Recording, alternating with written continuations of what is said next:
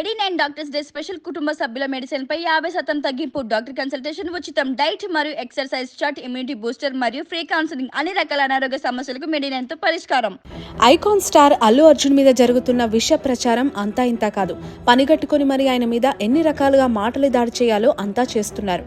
కానీ అసలు నిజం మాత్రం పక్కన పెట్టేస్తున్నారు. నిజం గడప దాటేలోగా అబద్ధం ఊరంతా ప్రచారం చేసి వస్తుందనేది ఇప్పుడు అల్లు అర్జున్ విషయంలో జరుగుతోంది. అసలు సినిమా అంటే కేవలం హీరో మాత్రమే అన్నట్లుగా ప్రచారం చేయటాన్ని టాలీవుడ్ నుంచి బాలీవుడ్ దాకా ప్రతి ఒక్కరూ ఖండిస్తున్నారు.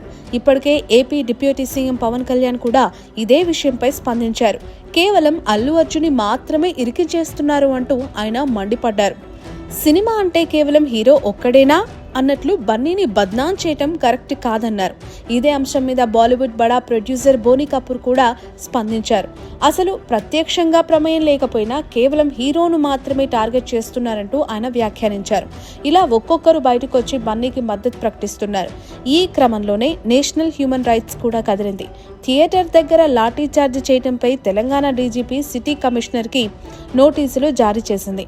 పోలీసులు సరైన బందోబస్తు ఇవ్వకపోవడంపై సమాధానం ఇవ్వాలంటూ 4 వారాల గడువిచ్చింది. దీంతో సంధ్యా థియేటర్ ఘటనలో పోలీసుల వైఫల్యం కూడా బయటపడింది. ఈ ఎంటైర్ ఇష్యూని ఒకసారి పరిశీలిస్తే ఒక థియేటర్ దగ్గర జరిగిన విషయాన్ని జాతీయ స్థాయి ఇష్యూగా క్రియేట్ చేస్తున్నారు.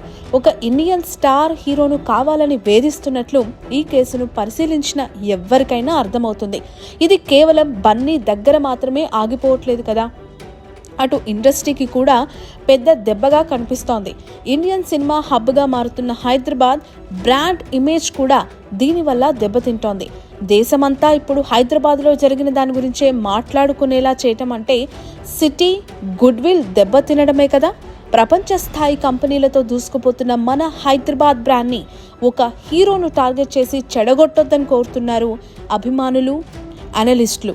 ఒకరిని టార్గెట్ చేయబోది ఎంటైర్ సిస్టమ్ను తప్పుబట్టించేందుకు జరుగుతున్న ప్రయత్నాలు మానుకోవాలని కోరుతున్నారు తెలుగు ప్రేక్షకులు.